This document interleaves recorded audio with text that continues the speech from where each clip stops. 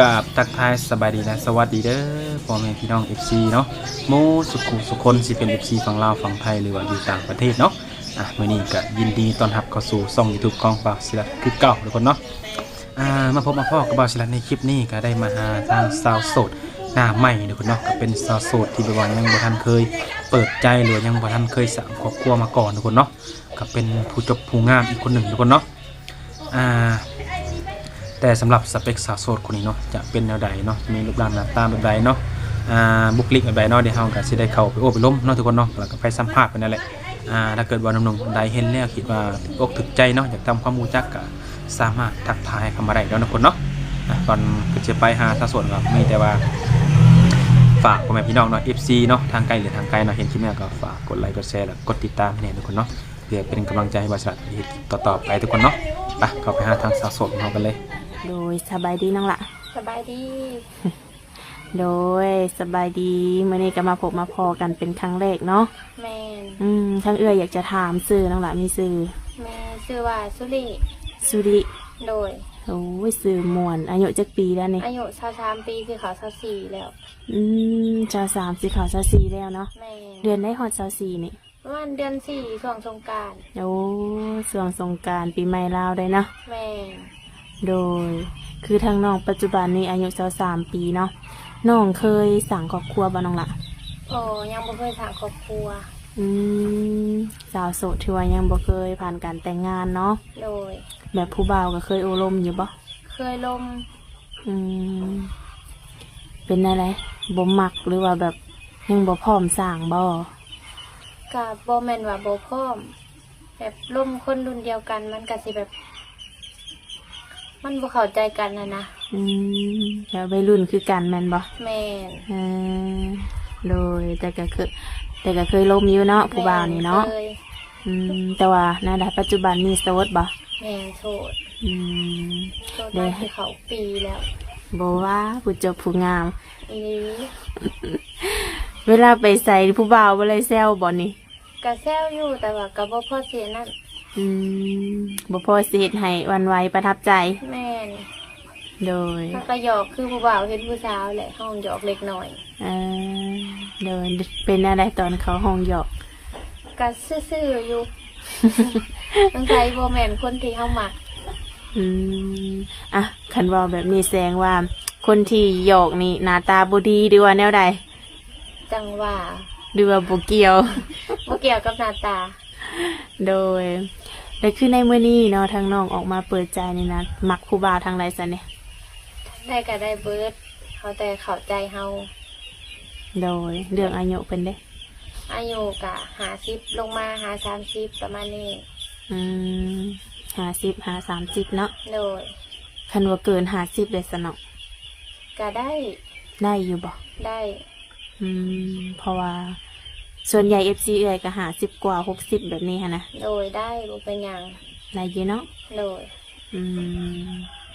แล้วแบบเรื่องแบบหน้าตาอย่างของเพิ่นนี่น้องต้องจำกัดบ่แบบใดก็ได้ได้เบิดเนาะโดยขอให้เพิ่นเข้าใจเฮารับในสิ่งที่เฮาเป็นได้สำนี้ก็โอเคโดยผู้บ่าวรุ่นใหญ่น้องสิบ่ติว่าเพิ่นเฒ่าเกินไปบ่เนาะบ่มักผู้ใหญ่กว่าแม่มักคนอายุหลายกว่าเพราะว่าเพิ่นให้ความสุขเฮาหลายกว่าสาวคนรุ่นเดียวกันร่วมกันน้อยหนึ่งก็ผิดเพียงกันบ่เข้าใจกันผู้ใหญ่เพิ่นสิผู้เอาใจหั่นน่ะโดยแสดงว่ามักผู้ชายที่เอาใจใส่แม่หน้าตานี่บ่จำเป็นแม่นบ่แม่หน้าตาแบบใดก็ได้ขอแต่เอาใจเก่งโดยคือในกรณีที่ว่าเพิ่นอายุหลายเนาะแน่นอนเพิ่นก็ต้องเคยผ่านการแต่งงานมาเนาะน้องสิรับเพิ่นได้บ่ซะรับได้ลูก2ลูก3ก็ได้บ่ได้โดยก็ถือว่าบ่ได้ติอีหยังเพิ่นเนาะ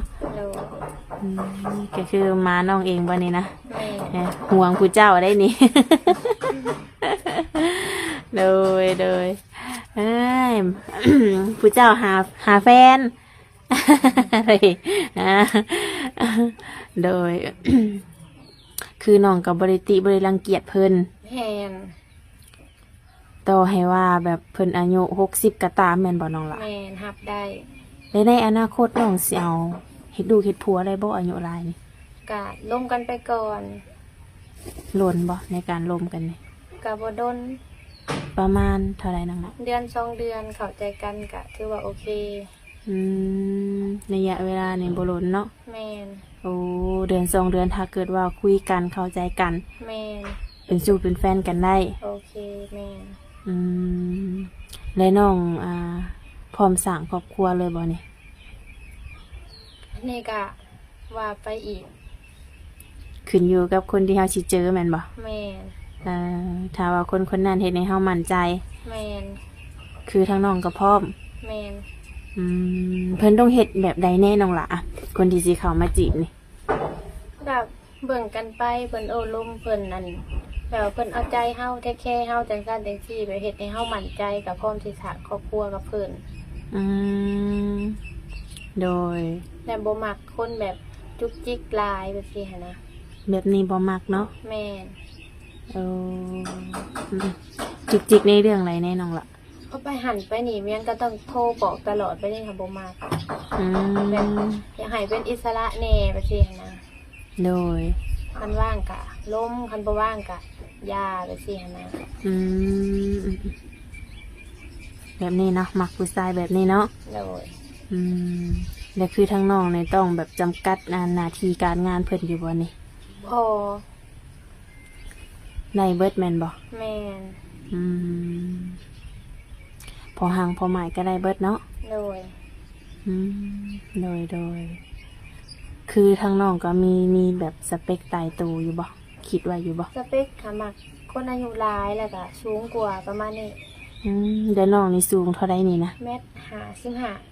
55 1.55 โอ้น้ำหนักเลย 51 โหใกล้เคียงกันเนาะ โดย เออโดยแต่ว่าคนที่สิเข้ามานี่ขอเป็นมีอายุ แม่ และกาสูงกว่า โดย 1.60 ขึ้นเมื่อซะเนาะ โดย โดยอันนี้เป็นเฮือนซานของน้องเองบ่นี่นะ โดยแม่น และน้องเนี่ยมีเอื้อยมีอ้ายอยู่บ่นี่ มีเอื้อยกับน้องสาว มีครอบครัวไปแล้ว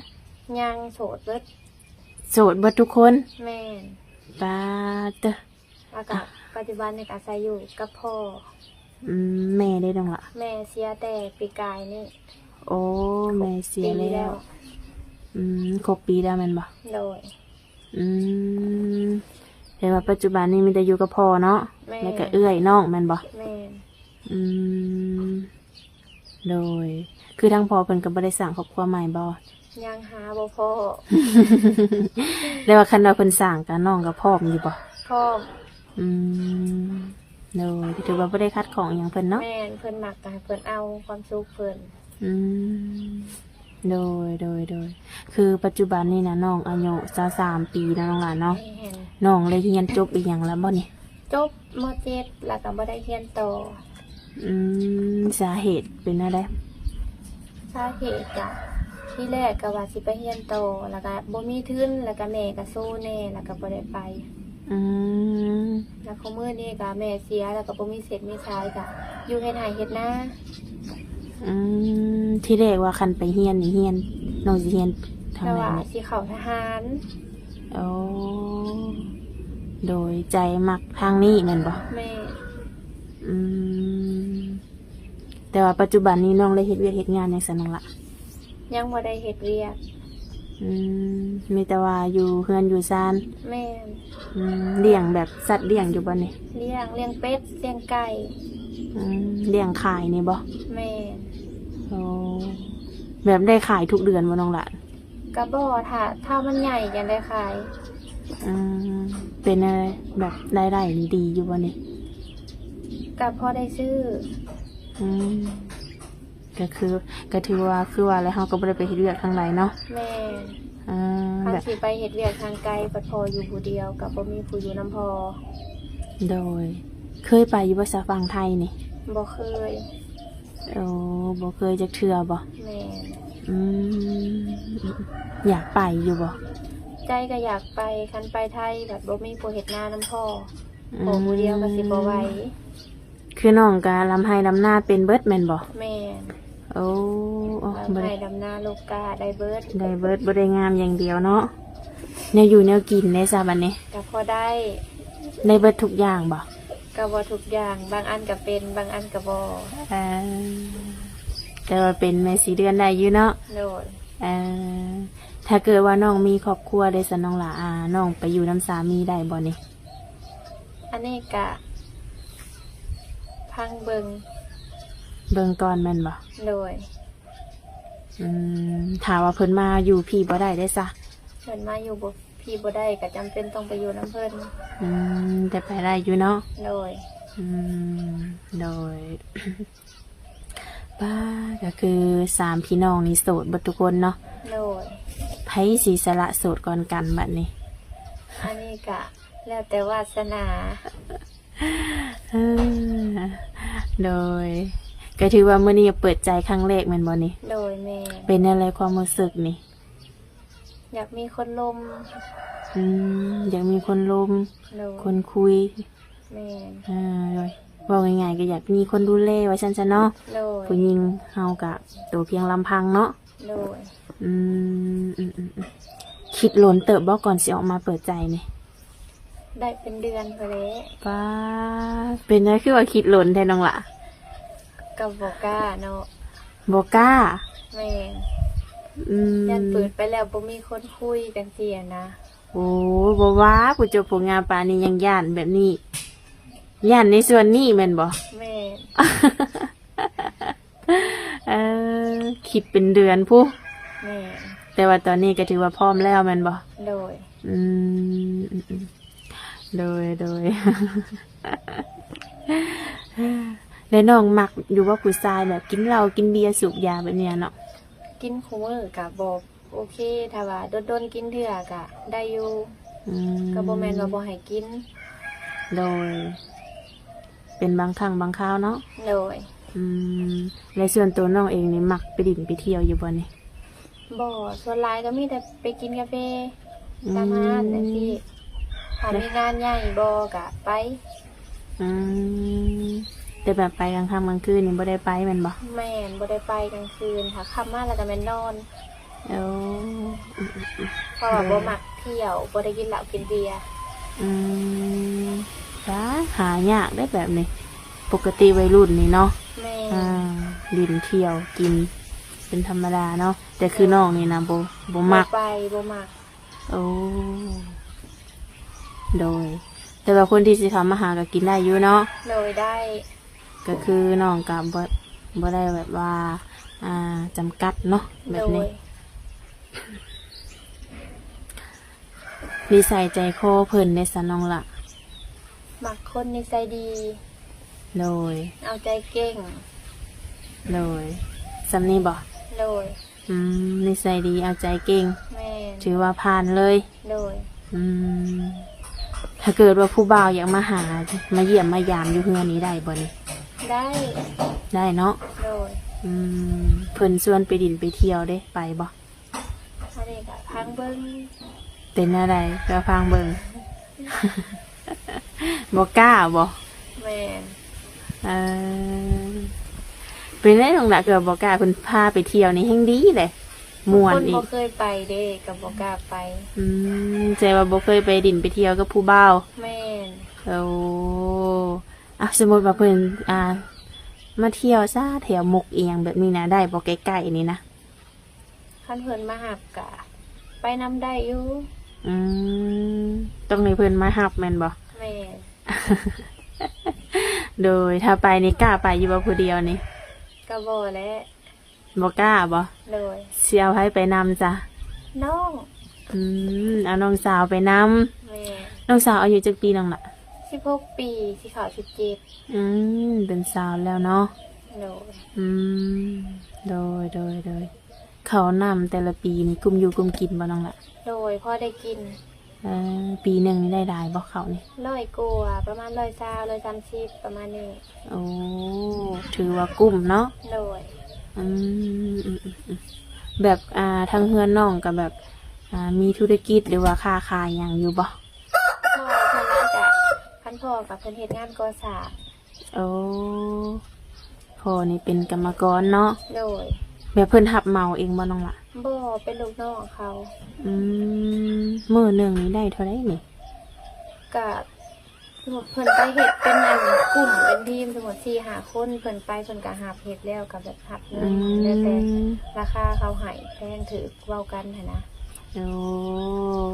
แต่เพิ่นไว้เพิ่นไปเฮ็ดทุกมื้อบ่ แม่น อืม เฮ็ดเพื่อน โดยแบบคือน้องอันบ่ได้เฮ็ดเวียกเฮ็ดงานแบบนี้แบบ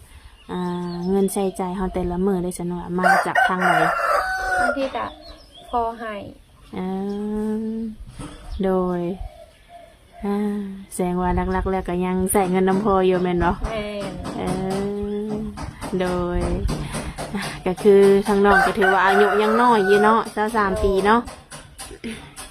อายุยังบ่หลายซ้ำคันว่าลมผู้บ่าวก็เดือน2 เดือน โดย จังสิตัดสินใจ แม่น คบหาเป็นชู้เป็นแฟน โดย อืมแล้วคือน้องออกมาเปิดใจในแบบนี้กับผู้บ่าวสิติดต่อทางใดอยู่ ทาง Facebook หรือว่า LINE ก็ได้ ตั้งแล้วบ่ลาย ยัง ยังบ่ทันตั้ง โดย แต่ว่าตอนนี้มีแต่ Facebook ก่อนแมัน โด บ่ ย อืมโดยคือแบบว่ามื้อนี้ก็อยู่เพื่อนอยู่ซ่านเนาะ โดย บ่ได้ไปทางใด ถ้าคำแล้วก็ออกหลัดงัวมาผูก ม เพื่อนได้ไกลอยู่หน้าบ่ได้เอาเขามา โอ้แสดงว่าใช้ชีวิตแบบบ้านๆเฮาเนาะแม่นบ่ โอ้แบบบ่ได้ติดดูอีหยังคือสาวคนอื่น โดย โอ้ถือว่าหายากเติบเนาะปกติคันว่าเป็นสาวในเมืองนี่เนาะเพิ่นก็สิบ่มีได้ไปรัดงัวมาผูกนี่เนาะ แม่มีคำแล้วก็ออกหลัดงัว หมู่คู่น้องได้3 อัน ลุงครูเขาก็ไปไทยสร้างครอบครัวเบิดแล้ว โดยหมู่คู่ก็สร้างเบิดเลยเนาะ โดย บ่คิดอยากสร้างในบ่บัดนี้ หาอยากสร้างอยู่หายังบ่พอ ยังบ่พอยังบ่เจออยู่ โดย สิเจอมื้อนี้แหละเนาะ โดย บ่แน่ได้บางทีเซนิงเซแนนเขาอาจจะอยู่ทางไกลก็มีเนาะน้องเนาะ โดย คือน้องก็ว่างคุยตลอดอยู่ว่าซั่นนี่นะ โดยย่ามว่างกะว่าง ช่วงใดแน่น้องว่าง ย่ามกลางคืน ประมาณจักโมงนี่ ประมาณ6-7 โมงประมาณนี้เพราะว่า8-9 โมงก็อยากรับแล้ว โอ้ยรับไวแท้ เราได้นอนเลิกดี 6-7 โมงเนาะ โดย ถ้าแบบเป็นช่วงเช้าเที่ยงหรือประมาณ 3-4 โมงนี่ได้บ่นี่ ได้ ก็แล้วแต่ว่าซั่นซะเนาะ โดย บางทีเวียกจักสิมาตอนใดแม่นบ่บางทีเฮ็ดงานเฮ็ดนี่เนาะ บางทีมีเวียกก็เฮ็ดเวียกก่อน อืม โดยก็ถือว่ามื้อนี้ก็มาโอมาลมกันเป็นครั้งแรกเนาะ โดย ตื่นเต้นอยู่บนท้องละ ตื่นเต้น ในใจในย่านบ่มีคนคุย แม่น โอ้ เพราะว่านางเขาเจ้าบ่มักแบบคนบ้านๆหั่นน่ะ อืมย่านผู้บ่าวบ่มักผู้สาวบ้านๆบ่ แม่น โอ้ผู้บ่าวเฮงมักลงละผู้สาวแบบนี้นะหายาก แต่ก็คือว่าแหละเนาะแบบว่า คนที่สิเข้ามาหาน้องนี่น่ะหนึ่งมานี่ต้องบ่จุกจิกจุกจี้เนาะ โดย อันนี้คือบ่มัก แม่น สองมาก็ต้องใจดีเอาใจใส่แม่นบ่ แม่น หน้าตานี่ ได้หน้าตาแบบใดก็ได้ เนาะ โดย กินดอกกินเบียร์ก็ได้อยู่เนาะ โดยบางครั้งบางคราวก็กินทุกมื้อก็บ่ไหว กินทุกมื้อนี่ผ่านเลยบ่ โดย โดยก็ถือว่าบ่มีหยังหลายเนาะน้องหลานเนาะมื้อนี้เนาะ โดย ได้ถามข้อมูลก็หลายเติบอยู่เนาะ โดย ถ้าเกิดว่าคำใดที่ว่าบ่ได้ถามก็ให้ทางหนุ่มๆเพิ่นมาถามเอาเองซะเนาะ โดย แชทคุยกันเป็นการส่วนตัวแบบนี้มันสิสะดวกกว่าเนาะ โดย จังไรก็ไว้พบพอกันในคลิปหน้าเด้อน้องหลาเด้อ โดย ให้สมหักสมหวังอะไรเนาะโดยสบายดีน้องหละ สบายดี